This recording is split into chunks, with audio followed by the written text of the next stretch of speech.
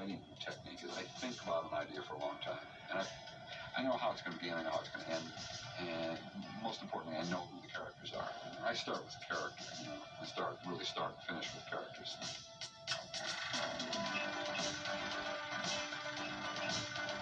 Zoid is an outcast. I mean, Ducky is sort of the king of the Zoids.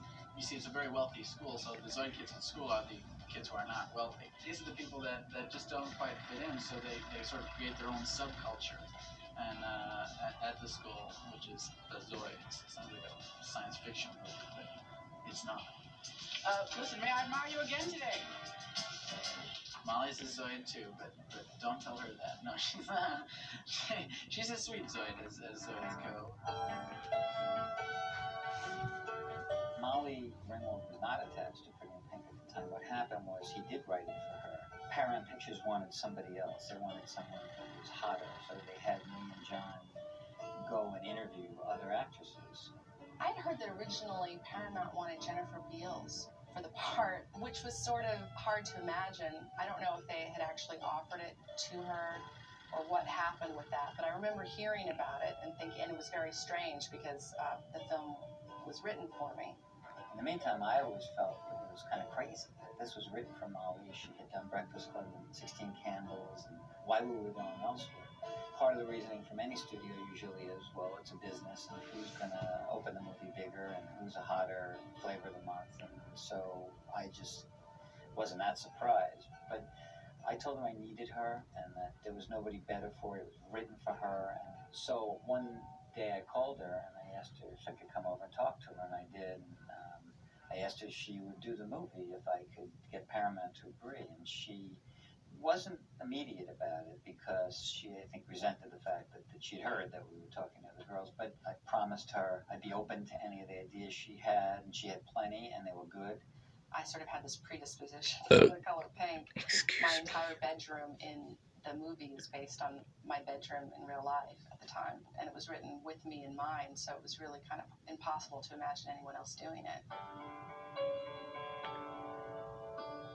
I'm always involved in the casting, and it's one of my favorite parts of making movies. And Andrew and I had just done St. Elmo's Fire, and so I'm sure I suggested him for the role, yes. My memory of Pretty Pink starts when basically I wanted to go audition for it, and they didn't think I was right for the part because it was written for a hunky, jock, square-jawed kind of guy, and I was not that. And but I'd just been in St. Elmo's Fire, so I thought, okay, well, you can go audition for it, but out of a courtesy, but you're really not right for what we're looking for. Andrew came in and auditioned, and I thought he was incredibly cute. Not that you necessarily always have to cast people that you're attracted to, but I think it helps. I thought he was dreamy. It was Molly really who got me the part because she said to John, I heard this afterwards, she said to John, that's the kind of guy we'll fall in love with, not some square-jawed hunky guy.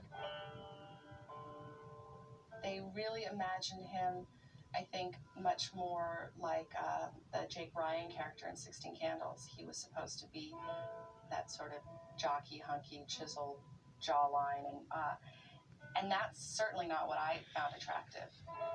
And he's also a very good actor too. There were other actors that auditioned for it that I think were close. I think Charlie Sheen was pretty close. But for one reason or another, I think Andrew we just had that connection together.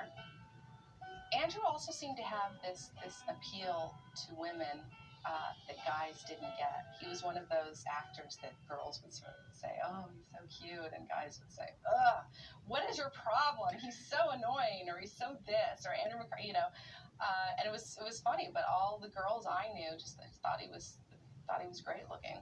At the time, he was thought of as, as the thinking woman, the sex symbol, and but I guess that was sort of a comment that his looks weren't orthodoxly handsome, But you can see that he's a very soulful actor, and that's why I think women really dug him. I mean, I wouldn't have been in Pretty Pink if it weren't for Molly kind of spotting a certain sensitivity or availability that I had, and pointing out that was an attractive quality to girls. Because guys, I think, John Howie could go, well, no, he's a jock. He's like the perfect kind of guy. And Molly's like, yeah, that's fine, but this is more of interest. And so, really, I owe being in the movie to Molly.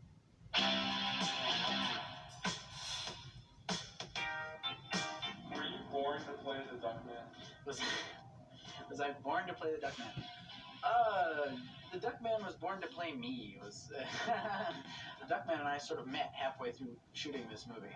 I did not know him when we started, but through shooting, I got to know him. He's a special kind of guy.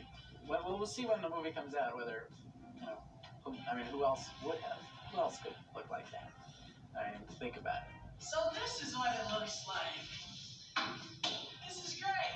The casting of Ducky was more difficult. We had a lot of people come in. Everyone from Robert Downey on. Just don't write love songs like they used to. The way that I became involved with Pretty Pink was I got sent this script on pink paper.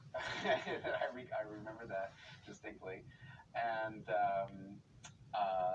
they said it's for the character of Ducky, and I you know, that's going to be a hoot. I'm a guy named Ducky. Sure.